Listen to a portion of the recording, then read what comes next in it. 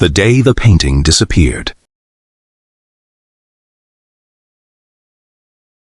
On the morning of August 22, 1911, Paris awoke, just as it did every other day. The cobblestone streets, gradually filled with people, horse-drawn carriages, streetcars, and cafes, came to life beneath the late summer sun. No one knew that, just a few hours later, all of France would be plunged into one of the greatest cultural scandals in history. At the Louvre Museum, home to tens of thousands of priceless works of art, the staff began their usual duties. After the museum's Monday closure, there was no alarm, no broken door, no sign of a forced entry. Everything appeared completely normal, until a painter entered the Salon Carré gallery. He was looking for a place to copy a famous painting, just as many artists did at the Louvre every day.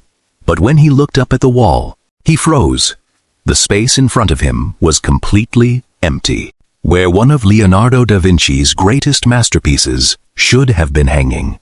Only 4 iron hooks and a faint outline on the wall remained. The Mona Lisa was gone. At first, no one seemed particularly concerned. One employee suggested the painting had probably been taken for photography. Another assumed it was being cleaned or reframed. That was a routine occurrence at the museum. Everyone simply waited. 10 minutes, 30 minutes, an hour.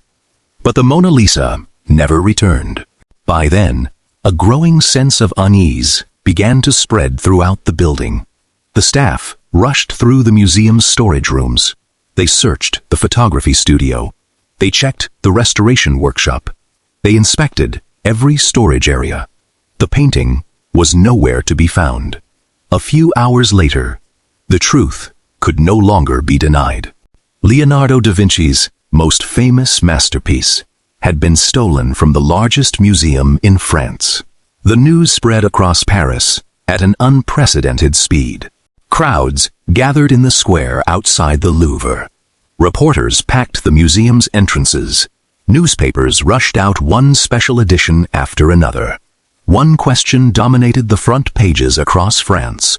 Who could have stolen the Mona Lisa? This was more than a theft. It was a direct blow to the pride of France. At the time, the Louvre was regarded as the heart of European art. If a masterpiece could disappear from the most heavily guarded museum in the country, then was anywhere truly safe? The police quickly sealed off the entire museum. Hundreds of employees were detained for questioning. Every entrance and exit was searched. Trains leaving Paris were placed under surveillance. Border authorities were alerted. But it was already too late. No one had seen the thief. No one remembered seeing the Mona Lisa being carried out of the museum. There were no witnesses, no ransom demand, no clue whatsoever as to where the painting had gone. In the days that followed, the entire world watched the investigation unfold. Theories began to emerge. An international crime syndicate, a secret art collector, a political conspiracy, or a madman determined to possess Europe's most famous masterpiece. No one had the answer. But what made this case so extraordinary was not simply the value of the painting. It was an almost unbelievable truth. The man who stole the Mona Lisa was not a master thief, not a criminal genius, nor the leader of a secret organization. He was simply a glazier, a man who had once worked inside the Louvre itself. And the plan that would change the history of art forever was so remarkably simple that it took investigators more than 2 years to uncover the truth. But before we return to that fateful morning, we need to turn back the clock, because what very few people realize is that, in Ee, the Mona Lisa was not yet the most famous painting in the world.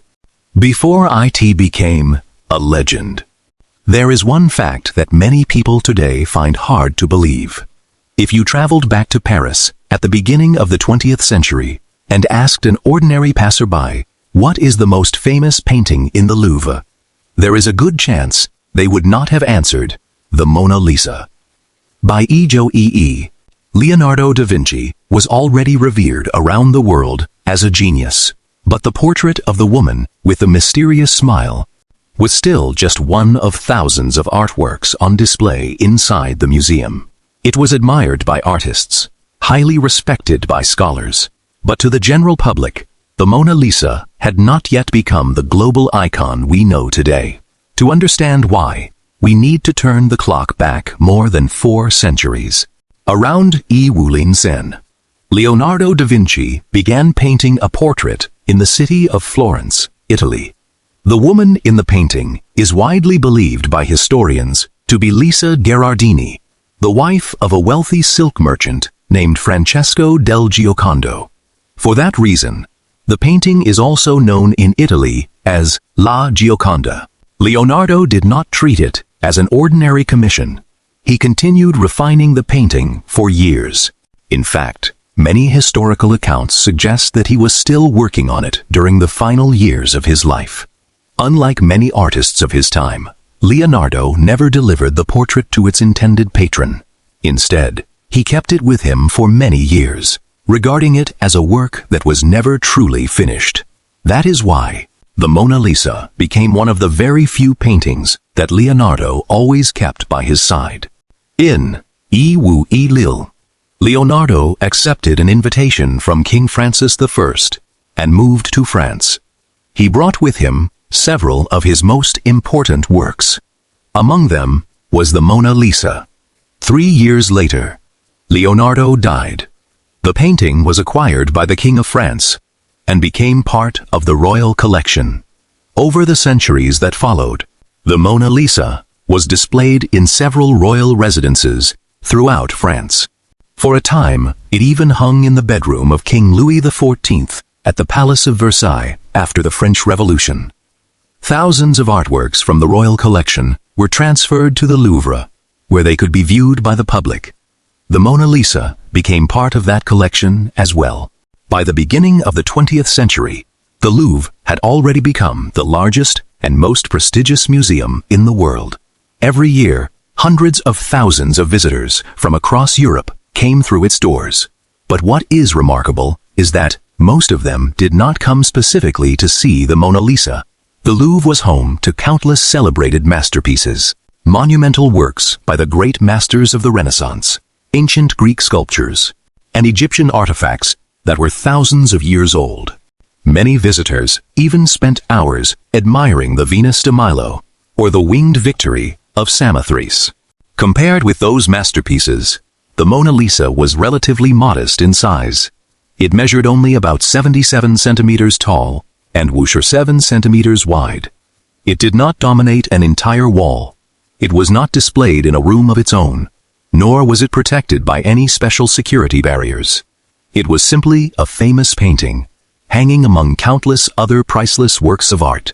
Today, millions of people wait in line each year for hours just to stand in front of the Mona Lisa for a few seconds. But in Wu there were no such crowds. Visitors could walk right up to the painting. Artists often set up their easels directly in front of the painting to make copies. Museum staff routinely took it down for restoration or photography. Without attracting much attention, no one imagined that this very sense of normalcy would create the perfect opportunity for one of the boldest art thefts in history. Because when a painting is not yet regarded as an irreplaceable treasure, it is rarely given the level of protection it deserves. And that was the first mistake, a mistake that, just days later, would plunge all of France into an unprecedented cultural crisis. But an even more important question remains. If the Mona Lisa was not yet the world's most famous painting, why would an ordinary glazier choose it as his target? The answer lies not only in the value of the painting, but also in the fatal weaknesses hidden within the Louvre itself. Inside the Louvre, a fortress with too many weaknesses. Today, when visitors enter the Louvre, they must pass through multiple layers of security. Metal detectors, surveillance cameras, motion sensors, security guards stationed throughout the museum. Every important work of art is under constant watch, especially the Mona Lisa. The painting is now displayed behind bulletproof glass It sits inside a climate-controlled display case, where both temperature and humidity are carefully regulated. Protective barriers surround it. Security personnel are always on duty nearby. To get close to the painting, visitors must follow a carefully controlled route. Simply touching the frame is virtually impossible. But more than a century ago, everything was completely different. In Yi, the Louvre was already regarded as the greatest museum in France. Thousands of visitors passed through its halls every day. Dozens of galleries stretched into long corridors. Inside were thousands of paintings, hundreds of sculptures, and countless priceless artifacts from around the world. Yet, its immense size was also one of its greatest weaknesses. Because the more treasures a museum contained, the harder they became to protect. At the time, the very concept of museum security was still in its infancy. There were no surveillance cameras, no motion sensors, no alarms attached to the frames, no system capable of detecting when a work of art was moved, if a painting was lifted from the wall. No siren would sound, no warning lights would flash, no control room would receive an alert. Everything depended on people, and people can sometimes be the weakest link.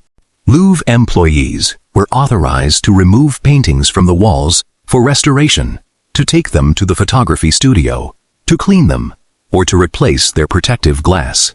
It was a routine part of museum operations. So, if someone saw a museum employee carrying a painting, they rarely questioned it. To most people, it was simply another ordinary day at work. There was another detail, one that proved just as important. Monday was the Louvre's closing day. There were no visitors, only maintenance workers, cleaners, and technical staff moved through the museum for the Louvre. It was the ideal day to carry out repairs and move works of art. But for a thief, it was the perfect opportunity. Fewer people, fewer eyes, far less chance of attracting attention. Access control was also far less strict. A museum uniform was almost a passport if you wore the right clothes and remained calm. You could walk through much of the building without being questioned. No one asked to see authorization every time a painting was moved from one gallery to another. No one verified whether the person carrying it had actually been assigned the task. In fact, many of the museum's internal service doors were not even securely locked. Today, that sounds almost impossible to believe. But at the beginning of the 20th century, few people imagined that anyone would be bold enough to steal a masterpiece in broad daylight. The Louvre was confident that its own reputation was protection enough. Everyone knew the value of the masterpieces inside.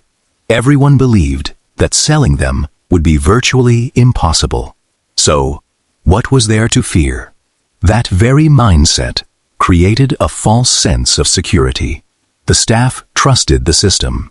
The system relied on trust, and that trust was never truly tested. In most great thefts, people imagine elaborate plans, safes being cracked, alarm systems being disabled, or tense battles of wits with security forces. But the theft of the Mona Lisa followed a completely different path. No explosives, no weapons, no advanced technology. The thief needed only to understand how the museum worked, to know when the staff changed shifts, to know which doors were rarely used, to know how long it took to remove a painting from the wall, and most importantly, to understand that no one questioned someone who looked like a museum employee. It was the kind of knowledge that an outsider could hardly possess, but it would have been second nature to someone who had once worked inside the Louvre. That man's name was Vincenzo Peruggia. He was not a notorious thief. He had no criminal record. He was not part of any criminal organization. He was simply a glazier from Italy. And yet, it was this seemingly ordinary job that allowed him to see the weaknesses no investigator recognized until it was too late. Before long, Peruggia would set in motion a plan that would astonish the entire world. Vincenzo Peruggia, the man nitrogen monoxide, one suspected. When people think of the greatest art thefts in history, they often picture infamous criminals, professional gangs, or masterminds who spent years planning the perfect heist. But the man who stole the Mona Lisa fit none of those descriptions. His name was Vincenzo Peruggia, an ordinary man, neither wealthy nor powerful, and almost completely unknown in the city of Paris. Vincenzo Peruggia was born on October 8, 1881, in the small town of Dumenza, in northern Italy. It was a rural community near the Swiss border. By the end of the 19th century, many Italians were leaving their homeland in search of work in France. Peruggia was one of them. He arrived in Paris, hoping to build a more stable life. Peruggia was not a painter, nor was he an art collector. He was a glazier. His daily work involved cutting glass, installing glass, framing artworks, and fitting protective glass for a wide variety of projects. It was a profession that demanded precision, patience, and skilled hands. It was those very skills that earned Peruggia a job with a company specializing in protective glass for works of art. At the time, the Louvre was installing protective glass on many of its most valuable paintings to reduce damage and deter acts of vandalism. Peruggia's company was one of the contractors assigned to the project. That meant Peruggia was allowed to enter the museum day after day. He walked through corridors closed to the public. He had access to galleries before they opened. He worked just steps away from some of the world's greatest masterpieces. To the museum staff, Peruggia was simply a workman. Nothing more, nothing less. No one suspected that this quiet, reserved man was carefully observing everything around him. He knew which mornings the museum was busiest with staff, which afternoons the halls grew quiet. He knew which doors were usually left open, which staircases were rarely used, which passageways led into the inner courtyard, and exactly how long it took to remove a painting from the wall. It was the kind of knowledge that could never be found on any map. Only someone who had worked inside the museum could possess it. Years after his arrest, Peruggia claimed that he believed the Mona Lisa rightfully belonged to Italy. According to his account, Napoleon had taken the painting from Italy to France. So, he said, he simply wanted to return it to its homeland. That story quickly spread across newspaper headlines. To many Italians at the time, Peruggia was not a thief. He was seen as a patriot, a man who had dared to reclaim a stolen piece of Italy's heritage. Even after he was convicted, a portion of the Italian public continued to sympathize with him. But was that explanation the whole truth? The answer is far more complicated than it seems. In reality, the Mona Lisa was never looted from Italy by Napoleon. Leonardo da Vinci brought the painting to France during his lifetime. Later, King Francis I purchased it legally. This means that, historically, the Mona Lisa had been part of the French royal collection since the early 16th century. If Peruggia truly believed he was returning Italy's rightful property, that belief was based on a misunderstanding. Or, it may have been a story he created after his arrest. Many modern historians believe that Peruggia's motives were far more complex than he later claimed. He had often complained about the way Italian workers were treated in France. Low wages, a difficult life, discrimination against immigrant laborers. All of it may have fueled a growing sense of resentment. Some historians believe that nationalism was only part of the story. Personal pride may have been the true force that drove Peruggia to act. Meanwhile, another theory points in an entirely different direction. Did Peruggia really devise the plan on his own? Or was someone else pulling the strings behind the scenes? For decades, many have suggested that Peruggia was merely the man who physically removed the painting. The real mastermind may have been someone else. Some suspect a secret art collector. Others point to international art trafficking networks. There is even a theory that the goal was never to sell the Mona Lisa itself, but to exploit the theft by creating forged copies and selling them to wealthy collectors. To this day, there is no conclusive evidence to prove any of those theories. But one thing is certain. Perugia was not a reckless thief, acting on impulse. If his only goal had been to steal a painting, he had dozens of other opportunities. But Perugia was patient. He observed, he remembered, he waited, he understood the rhythm of the Louvre. He knew exactly when vigilance was at its lowest. And then, he chose the one day when the museum was least prepared. It was Monday, August 21st, 1911. That morning, a man dressed in a museum worker's uniform entered the Louvre, just as he had many times before. No one stopped him. No one asked for identification.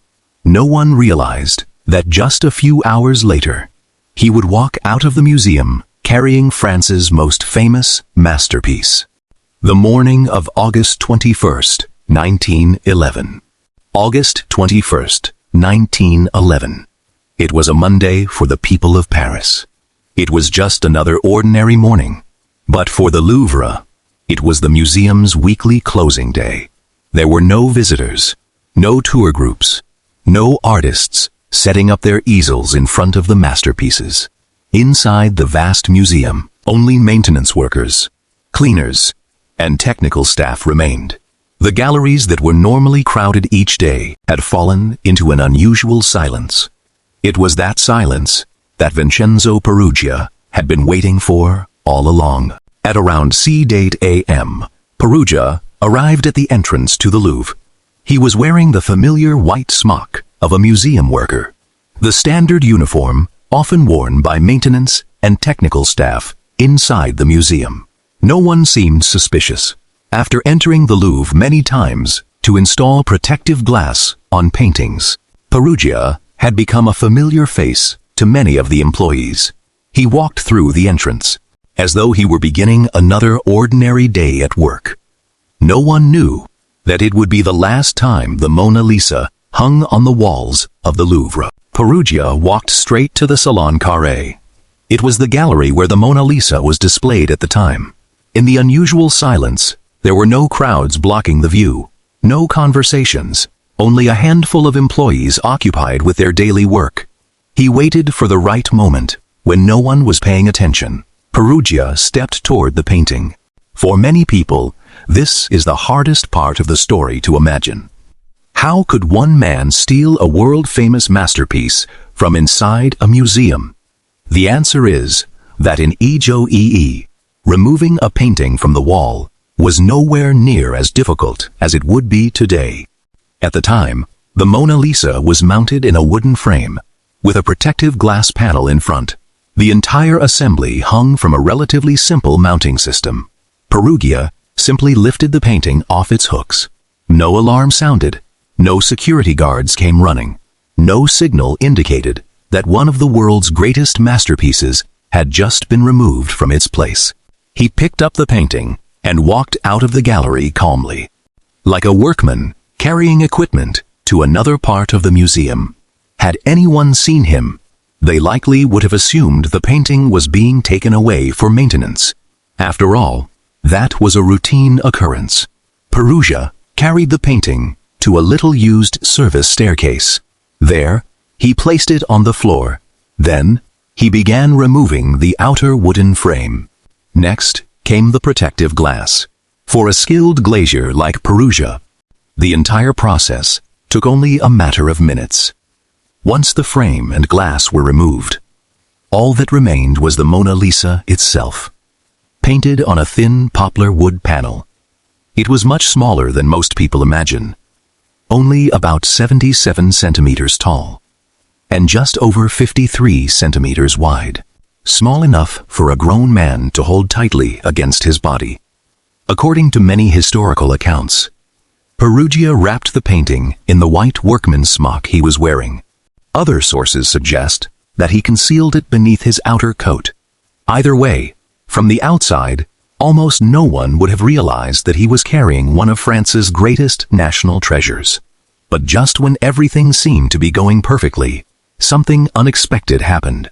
Perugia walked toward a door leading to the inner courtyard. It was locked. In that instant, his entire plan was on the verge of falling apart if he were discovered standing alone with the painting. The theft would end right there. According to Perugia's later account, he tried to open the door, but it would not budge. Just then, someone happened to walk by. Some accounts identify the man as a Louvre employee. Others describe him as a plumber working in the museum. Perugia remained calm. He simply explained that the door was jammed. The man never suspected a thing. He merely removed the doorknob, or unlocked the door for him, and then went back to his own work. Perhaps that was the luckiest moment of the entire heist. Because if that man had asked just one more question, or told Perugia to open the smock he was holding against his chest, the history of art might have unfolded very differently. But none of that happened.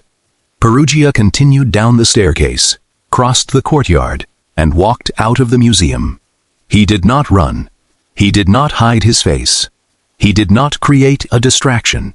He simply walked away. The man carrying the Mona Lisa disappeared into the crowds on the streets of Paris. No one gave him a second glance. No one realized that Leonardo da Vinci's masterpiece was passing right before their eyes. Nor did anyone know that at that very moment, the Louvre still believed everything inside the museum was exactly where it belonged. What makes the story even more astonishing is that the boldest art theft of the 20th century did not end with a chase. There were no blaring alarms, no gunshots, no dramatic confrontation between the police and the thief. Perugia simply closed the door behind him and vanished into the streets of Paris. But perhaps the most unbelievable part was that long after the thief had already escaped, no one inside the Louvre realized that the Mona Lisa was gone. That fact would not be discovered until the following day, and it was that delay of nearly 24 hours that made the investigation far more difficult from the very beginning. Nearly 24 hours before anyone realized the Mona Lisa was gone. There is one question that has puzzled countless people who have studied this case. If the Mona Lisa was taken from the Louvre on the morning of August 21st, why did the world not learn about it until the following day? The answer lies in what seemed like harmless routines inside the museum. After Vincenzo Perugia walked out of the Louvre, everything inside continued as usual. The staff carried on cleaning, inspecting the galleries, maintaining areas that were under repair. Not a single person reported that the Mona Lisa was missing, because in their minds, if the painting was no longer hanging on the wall, it must have been taken away for restoration or sent to the photography studio. That was a routine occurrence. No one imagined that one of Leonardo da Vinci's masterpieces could have been stolen in broad daylight. The following morning, August 22nd, 1911, the Louvre reopened to the public. Before long, the galleries were once again filled with visitors. Among those who entered the Salon Carré that day was an artist who regularly copied old master paintings at the time. It was a common sight at the Louvre to see artists sitting before great masterpieces, studying and reproducing them. He carried his easel, his paints, his brushes, and walked to his usual spot. But the moment he looked up, he realized something was wrong on the wall in front of him. The Mona Lisa was gone. At first, he assumed the painting had simply been taken away temporarily. He approached a museum employee and asked about it. The employee replied calmly, "It's probably in the photography studio." The artist waited. 10 minutes, 20 minutes, 30 minutes. The Mona Lisa never returned. Sensing that something was seriously wrong, he asked another employee. This time, the staff began searching. They went to the photography studio. Nothing. Then to the restoration workshop. Nothing. They checked the storage rooms. Still nothing. One room after another was opened. Every corridor was searched. But the Mona Lisa seemed to have vanished from the Louvre by then. The atmosphere inside the museum had changed completely. Quiet conversations gave way to hurried footsteps. Staff members rushed from one room to another. Museum administrators were summoned. The previous day's work logs were checked again and again. No one remembered authorizing the painting's removal. No one remembered seeing it delivered to any department. The empty space on the wall was no longer a misunderstanding. It was the scene of a theft. Minutes later, an emergency lockdown was ordered. Visitors were instructed to leave the museum. Every entrance and exit was sealed. Museum employees were not allowed to leave. The Paris police arrived within a short time. The investigation had officially begun. One of their first actions was to search the entire Louvre. The basements, the storage rooms, the technical workshops, the attic, even areas of the museum the public had never been allowed to see. The investigators still hoped that it was all a misunderstanding, or that someone had simply misplaced the painting in the wrong room. But after hours of searching, the investigators found only one crucial clue on a little-used service staircase. The police discovered the Mona Lisa's wooden frame, along with the protective glass that had been removed. It was the first piece of evidence proving that the painting had not simply disappeared. Someone had deliberately taken it apart and carried away the most important part. In that moment, any hope that this was merely a misunderstanding vanished completely. The Louvre had just become the victim of the boldest art theft in French history. What made the situation even more devastating was that if the theft had been discovered on the morning of August 21st, Perugia would likely still have been somewhere near the museum. The railway stations, the river docks, the roads leading out of Paris could all have been sealed within hours. The chances of capturing the suspect would have been dramatically higher.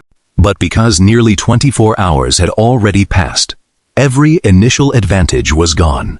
The thief had an entire day to disappear, to change his location, or to prepare for the next stage of his plan. It was precious time that the investigators would never get back. Many security experts have since argued that this was the Louvre's greatest mistake, not because its security system was too weak, but because there was no daily verification process for its most important masterpieces. Everything rested on a single assumption, that no one would ever be bold enough to steal them. That one mistaken assumption came at an enormous cost to France. News of the disappearance quickly spread far beyond the museum, from Paris to London, from Rome to New York. Within just a few days, nearly every major newspaper in the world carried the same headline. The Mona Lisa had disappeared. No one knew where it was. No one knew who had taken it. And no one could have imagined that the investigation would soon draw in some of the most famous figures in the art world. Among them was a young Spanish painter. Within a few years, he would become one of the greatest artists in history. His name was Pablo Picasso. The investigation that captivated the world. Within just a few hours, the disappearance of the Mona Lisa was no longer merely the Louvre's problem. It had become a national crisis to France. The Mona Lisa was far more than a painting. It was a symbol of the nation's history, a source of cultural pride, one of the country's most treasured possessions. The fact that such a masterpiece had vanished from the nation's greatest museum stunned not only the art world, it raised an even more troubling question. If the Louvre could not protect its own greatest treasure, then was any museum in the world truly secure? On August 22nd, the Paris police placed the entire Louvre under lockdown. Every entrance and exit was secured. Hundreds of employees were ordered to remain for questioning. From the gatekeepers to the cleaners, the maintenance workers, and the gallery supervisors, no one was overlooked. The investigators attempted to reconstruct the events of August 21st, hour by hour. Who had entered the museum? Who had left? Who had been the last person to see the Mona Lisa? Had anyone seen someone carrying a painting? But the deeper the investigation went, the more confusing it became, because on that day, too many people had moved in and out of the Louvre, and the movement of artworks by museum staff was considered perfectly routine. Not a single witness statement was clear enough to identify a suspect. Meanwhile, forensic specialists began examining the crime scene. This was a time when criminal investigation techniques were making significant advances, especially in the field of fingerprint identification. Investigators collected every trace they could find, from the abandoned wooden frame and the protective glass left behind. Several fingerprints were recovered, but then the investigation reached another dead end. The reason was simple. In EGEE, France did not yet have a comprehensive fingerprint database like the ones used today. Even though investigators had found fingerprints, they had no meaningful way to compare them. One of the most valuable pieces of evidence proved impossible to use. While the police worked inside the Louvre, outside, Paris was gripped by a frenzy. The news spread at an unprecedented speed. Newspapers sold out almost as soon as they reached the stands. Special editions were printed several times throughout the day. Every major paper carried the same question across its front page. Who stole the Mona Lisa? As the story spread, larger and larger crowds gathered outside the Louvre. The strange thing was, they were not there to see a painting. They came to see the empty space where the painting had once hung. Thousands of people stood before the blank section of wall, simply to witness the scene of France's most infamous art theft. Some stood in silence, some took photographs, others argued endlessly over the identity of the thief. Never before had an empty wall attracted so much attention. Before long, newspapers across Europe were publishing one theory after another.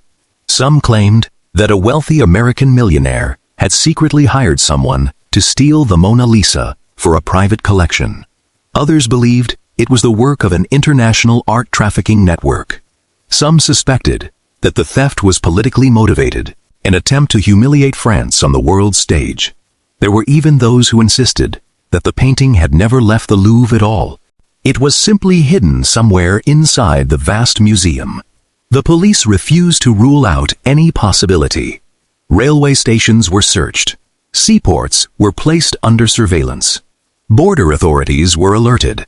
Art dealers across Europe were notified. If anyone attempted to sell the Mona Lisa, they were to contact the authorities immediately. But, as the days passed, nothing happened. No ransom demand.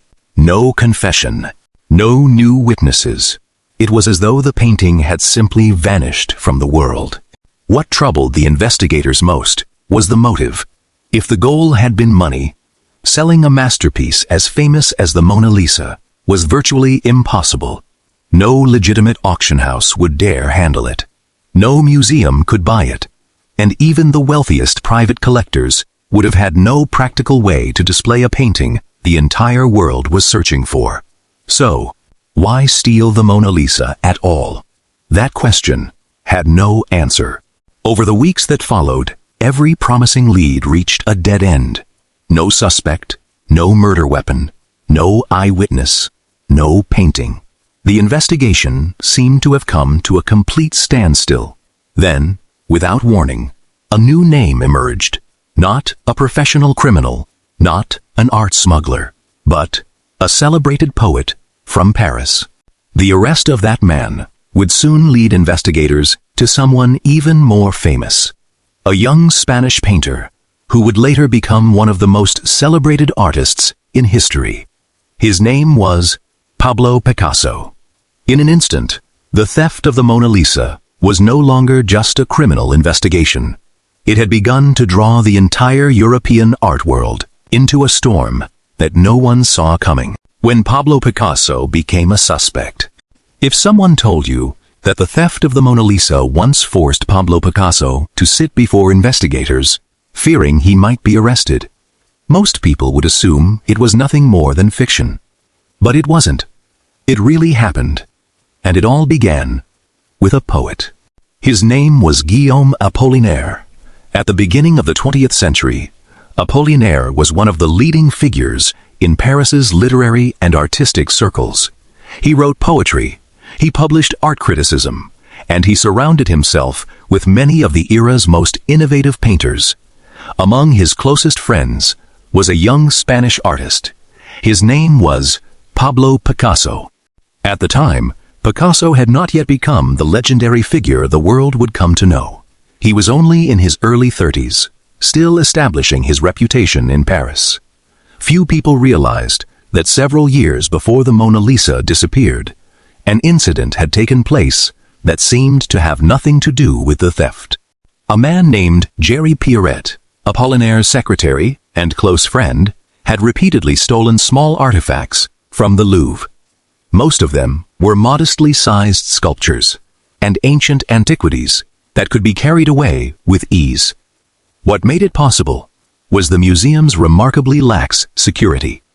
The thefts often went unnoticed until long after they had occurred. Pierret later sold some of those stolen artifacts to Pablo Picasso.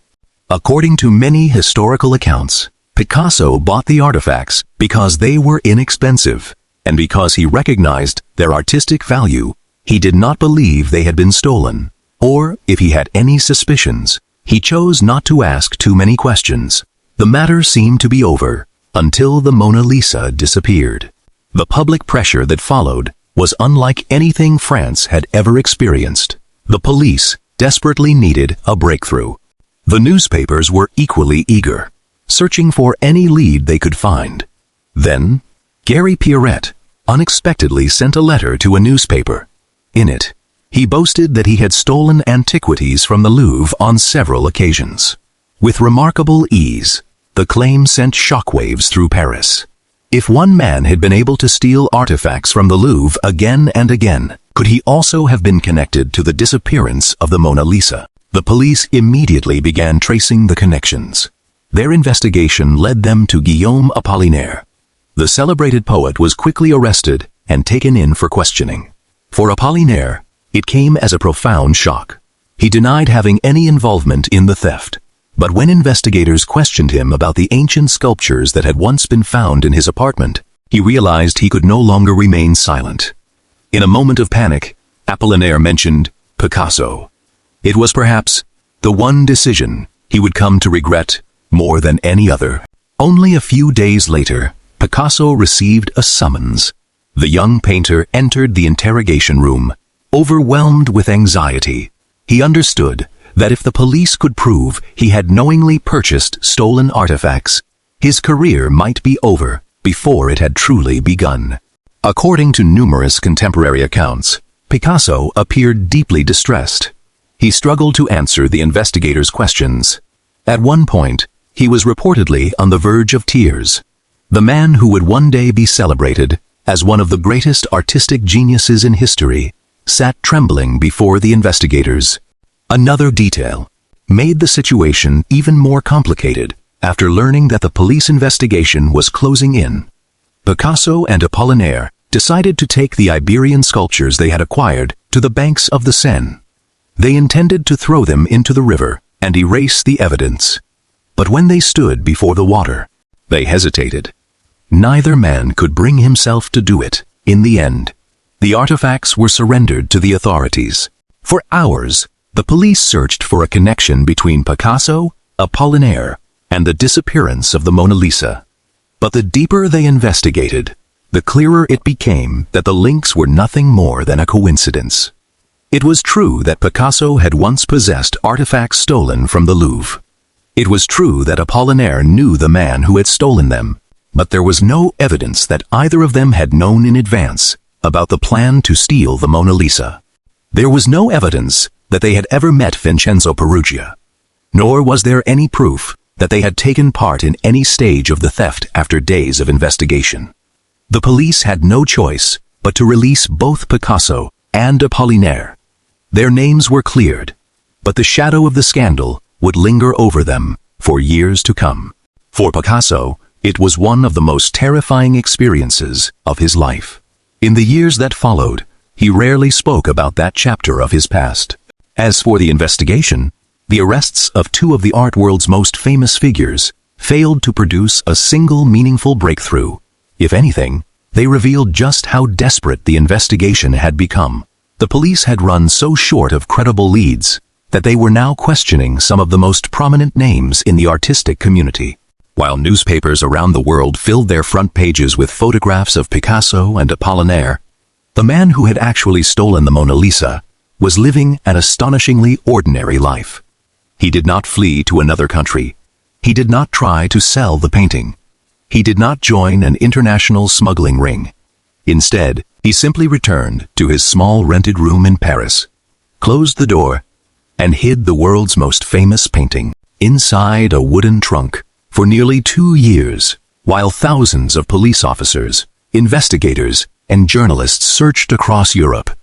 The Mona Lisa remained quietly hidden inside the apartment of the very man who had taken it from the Louvre. It was a truth that seemed almost unbelievable, yet it was entirely real. 2 years missing, the painting the world was searching for. After Picasso and Guillaume Apollinaire were cleared, the investigation had all but returned to where it began. There were no suspects, no credible leads, no new evidence. It was as though the Mona Lisa had simply vanished from the face of the earth.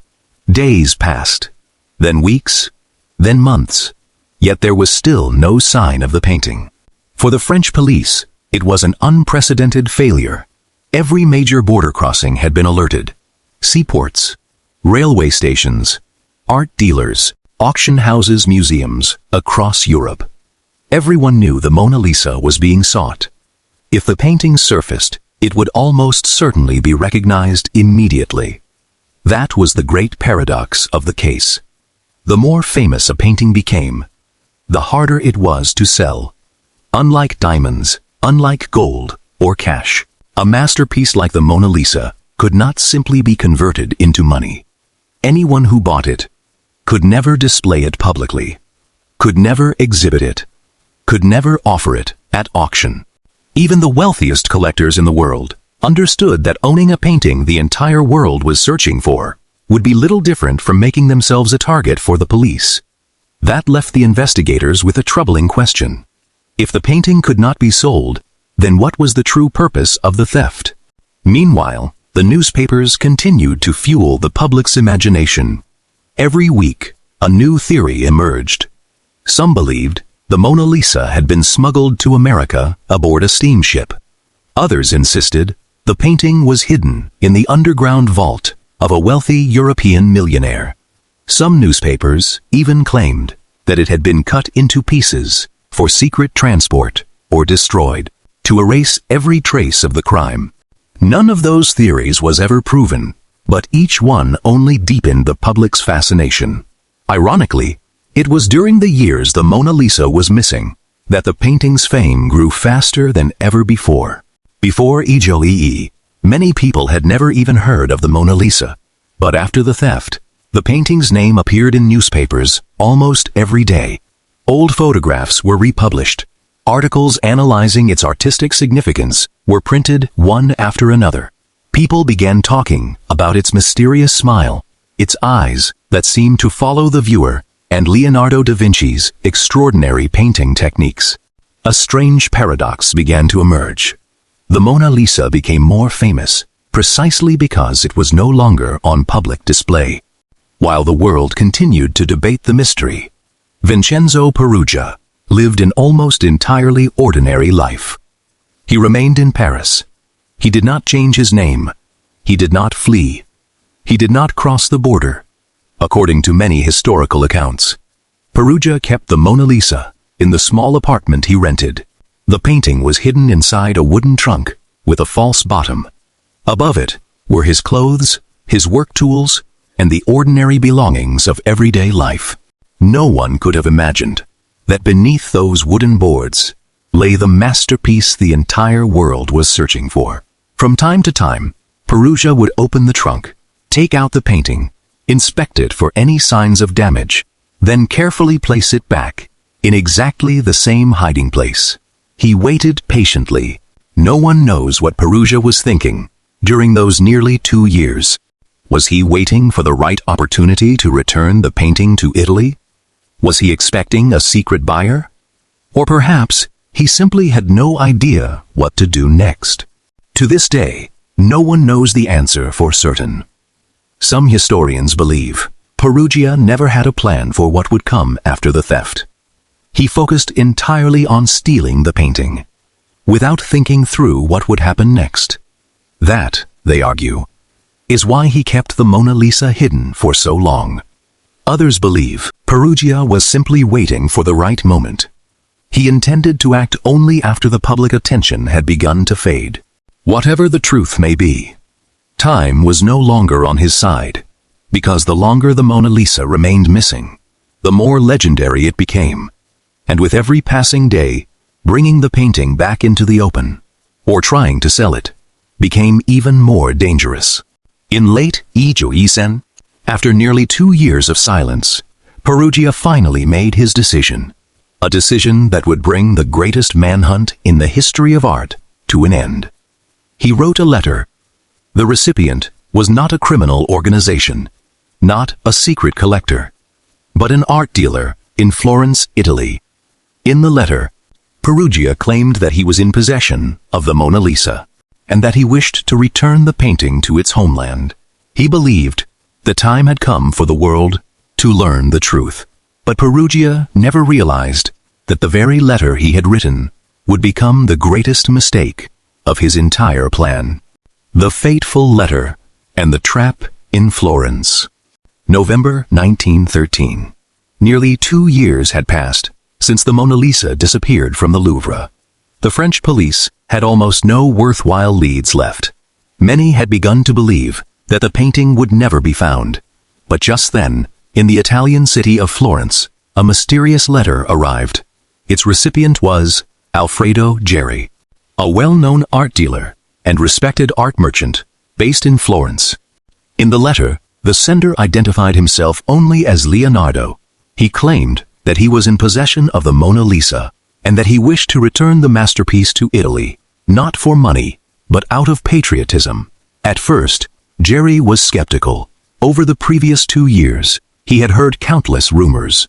Many people had claimed to know where the Mona Lisa was. Others had even declared themselves to be the thief. Every one of those claims had proven false. Yet, there was something different about this letter. The sender described the painting's condition with remarkable accuracy. He also proposed a face-to-face meeting in Florence. Geri did not immediately notify the police. Instead, he decided to consult someone with greater expertise. That man was Giovanni Poggi, the director of the Uffizi Gallery, and one of Italy's foremost art experts at the time. The two men agreed to meet the person calling himself Leonardo. If the painting proved to be a fake, the matter would end there. But if it truly was the Mona Lisa, they would immediately inform the authorities. At last, the appointed day arrived. Perugia arrived, carrying the same familiar wooden trunk. He rented a room at the Albergo Tripoli Italia in Florence. Inside that small hotel room, the atmosphere was filled with tension. Alfredo Geri and Giovanni Poggi stepped inside. Perugia closed the door. He said very little. He opened the wooden trunk, lifted the false bottom, and slowly revealed the Mona Lisa. For a moment, the two men stood in stunned silence. After nearly 2 years in hiding, Leonardo da Vinci's masterpiece was finally lying before their eyes. Poggi stepped closer. He examined every detail: the layers of paint, the poplar wood panel, the official seals on the back, the Louvre's inventory markings. Within only a few minutes, he was almost certain this was the genuine Mona Lisa. Perugia smiled. He believed that he had accomplished his mission. According to later accounts, Perugia said he had wanted only to return the painting to its homeland. He did not demand an enormous sum of money. Some historical sources suggest that he merely hoped to recover his expenses and receive a modest reward. That only deepened the debate over his true motive, a debate that has continued for more than a century. Was he a patriot or a thief, trying to justify his actions? No one knows for certain. While Perugia continued to place his trust in the two men before him, Alfredo Geri and Giovanni Poggi had already made their decision. They calmly asked for permission to take the painting to the Uffizi Gallery, explaining that they needed to conduct one final examination to confirm its authenticity. Perugia agreed. He never suspected a thing. Perhaps he believed he was about to be celebrated as a national hero. But in reality, the moment they left the hotel, the two men immediately contacted the police. The following day, the authorities arrived at the hotel. Perugia was arrested. offering almost no resistance. He made no attempt to flee. He did not deny what he had done, nor did he appear surprised. It seemed he had always believed that his actions were justified. News of Perugia's arrest spread rapidly across Europe.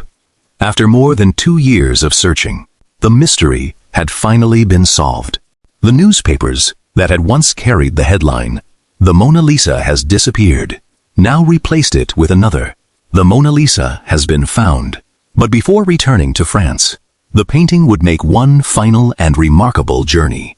The Italian government decided to exhibit the Mona Lisa in several cities: Florence, Rome, and Milan.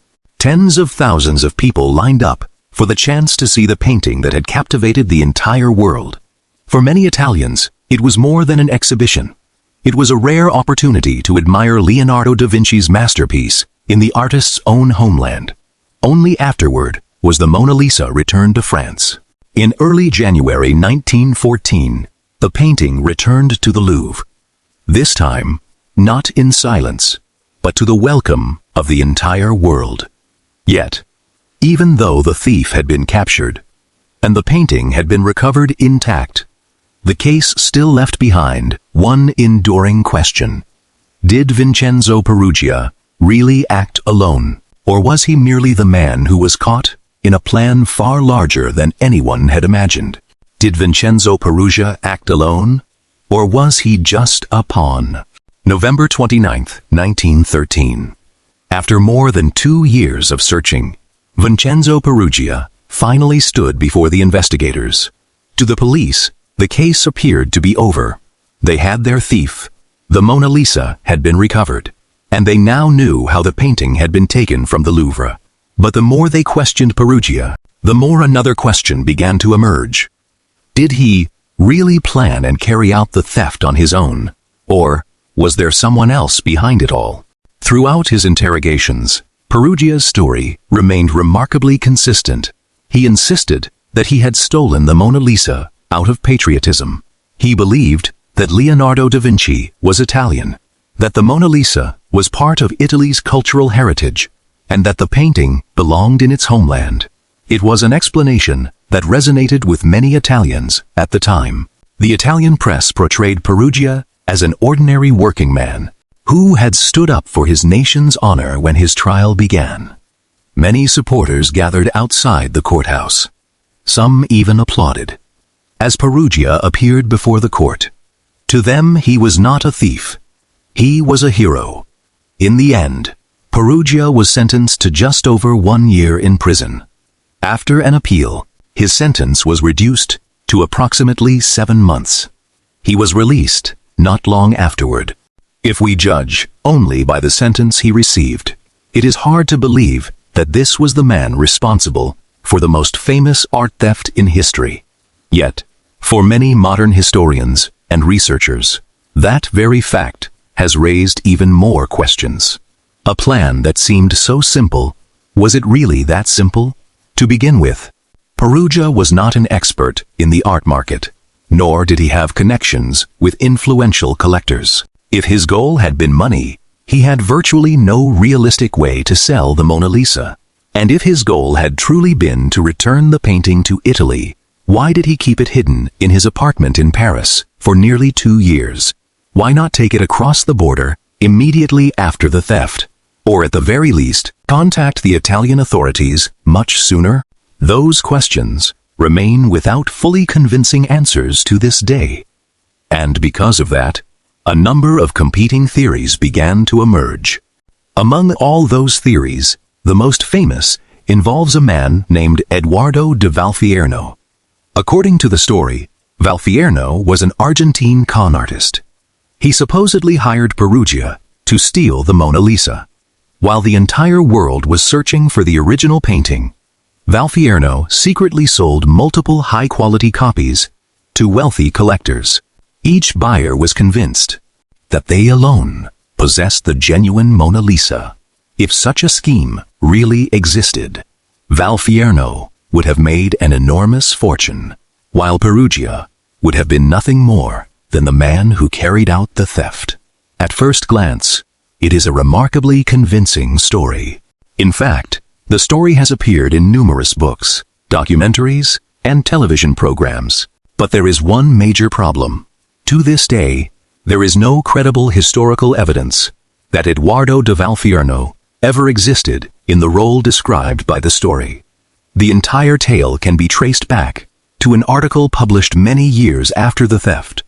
There are no police records, no witness statements, no contracts, no independent witnesses. Many historians believe it is nothing more than a legend, created to make the case even more sensational. Another theory suggests that Perugia may originally have hoped to sell the painting, but after realizing that doing so was virtually impossible, he embraced the story of returning the masterpiece to its homeland. Others argue that these two motives could easily have coexisted. A man could feel genuine patriotic pride, while also hoping to receive a reward, or some financial benefit. The two are not necessarily contradictory. The problem is, Perugia took the real answer with him to the grave. He died in Ijuarwool, without ever leaving another confession. No diary, no written plan, no letters explaining his actions in greater detail. All that remained were his original statements, and countless unanswered questions for historians to debate. But whatever his true motive may have been, Perugia unintentionally created something that perhaps even he could never have imagined. Before Ijoii, the Mona Lisa was a masterpiece admired by the art world. After the theft, it became a name recognized by almost everyone on Earth. A remarkable irony had emerged. The man who claimed he wanted to return the Mona Lisa to its homeland became the very person who helped transform it into France's most famous cultural symbol. And, perhaps, that is the greatest irony of the entire story. Yet, the legacy of the theft extended far beyond the fate of Vincenzo Perugia. It changed the way museums around the world protected their greatest treasures, and, in doing so, it transformed the Mona Lisa from a celebrated masterpiece into the most famous painting in human history. How the theft turned the Mona Lisa into a legend. January 1914. After nearly 2 years away, the Mona Lisa finally returned to the place where it belonged. The Louvre reopened its doors to welcome the painting home. But this time, everything had changed. Before Ijoii, the Mona Lisa had been just one of many masterpieces housed at the Louvre. Now, it had become the museum's greatest attraction. Thousands of people flocked to the museum, no longer to admire the ancient Greek sculptures, no longer to marvel at the masterpieces of the Renaissance. They came for one painting, the Mona Lisa. For the first time in history, a work of art captured the world's attention in much the same way as a celebrated public figure. Newspapers published photographs of the painting. Again and again, stories about the theft refused to fade. The name of Leonardo da Vinci was suddenly everywhere, and the mysterious smile of the woman in the portrait became the subject of conversation for millions of people. The irony was unmistakable. It was not Leonardo's extraordinary genius alone, but a theft that made the entire world take notice of his masterpiece. From Ijoii onward, the Mona Lisa's fame grew at an unprecedented pace. More books were written about the painting. More scholarly studies were published. Artists produced countless copies of it. Postcards featuring the Mona Lisa were sold across Europe. Then came posters, wall calendars, postage stamps, advertisements. Little by little, the painting stepped beyond the walls of the museum and became part of popular culture. By the middle of the 20th century, the Mona Lisa had transcended the world of art. It was no longer merely a painting. It had become an icon. Artists began reinterpreting the Mona Lisa in countless ways. Some transformed its colors. Some turned it into satire. Others used its image to comment on modern society. With each new interpretation, the Mona Lisa's fame spread even further. In Ijoii, at the request of First Lady Jacqueline Kennedy, the Mona Lisa was exhibited in the United States for the first time. It was an extraordinary diplomatic and cultural event. In Washington and later New York, millions of people lined up for the chance to see the painting. For only a few seconds, some waited for hours, just to pass by the protective glass and glimpse the world's most famous smile. 10 years later, the painting traveled to Japan. The same remarkable scenes unfolded once again. Crowds stretched for blocks. Millions of visitors attended. Security measures reached unprecedented levels by then. The Mona Lisa was no longer simply a national treasure of France. It had become a cultural treasure of all humanity.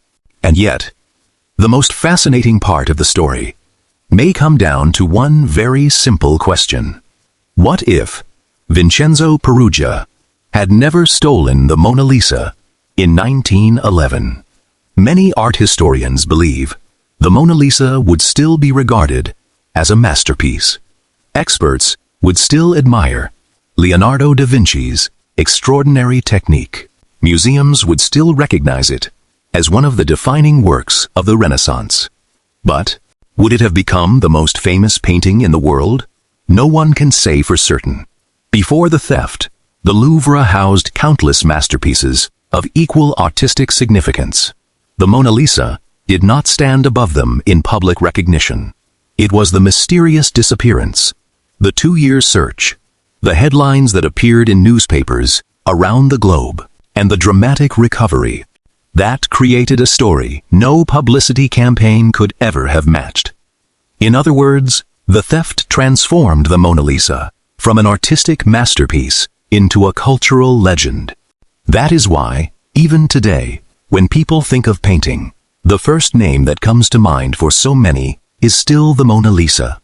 Not only because the painting is beautiful, not only because of its mysterious smile, but because behind it lies a story that captivated the entire world. Yet the greatest legacy of the theft was not simply the Mona Lisa's fame. It forced museums around the world to confront a far more important question.